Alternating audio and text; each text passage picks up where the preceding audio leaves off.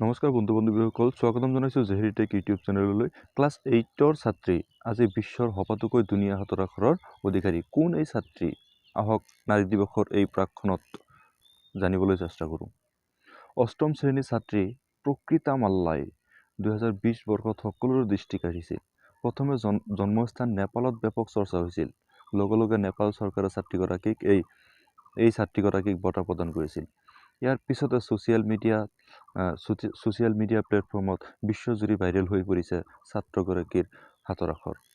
Facebook আৰু Twitter ব্যৱহাৰকাৰীসকলৰ দ্বাৰা ভাইৰেল হোৱা মাল্লাই লিখা এটা পৃষ্ঠাত উল্লেখ আছিল যে শিশু আৰু প্ৰাপ্তবয়স্ক দুয়োৰে বাবে হাতৰ আখৰ এক অত্যাৱশ্যকীয় দক্ষতা।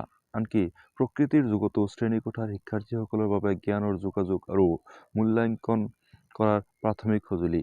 শেহতীয়া এক অধ্যয়নত এইটো মন কৰিছোঁ যে কিণ্ডাৰগাৰ্টেনৰ শিশুসকলে যাতে বিদ্যালয়ত এতিয়াও তেওঁলোকৰ 42% কাগজ আৰু পেঞ্চিলৰ কামত অতিবাহিত কৰিছে।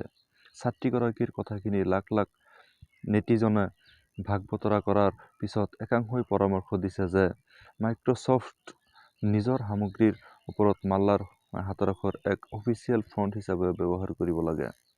বিভিন্নজনক অতীতৰ কথা মনত পেলাই দিলে। এজনে টুইট কৰি লিখিছে, মোক মোৰ দেউতাৰ লিখনিৰ কথা মনত পেলাই দিলে। তেওঁ 13 বছৰ বয়সত স্কুল সাং কৰিছিল, এতিয়া 101 বছৰে হ'ব। মহামানৱ মহাত্মা গান্ধীয়েও কৈছিল, good handwriting is a necessary part of education.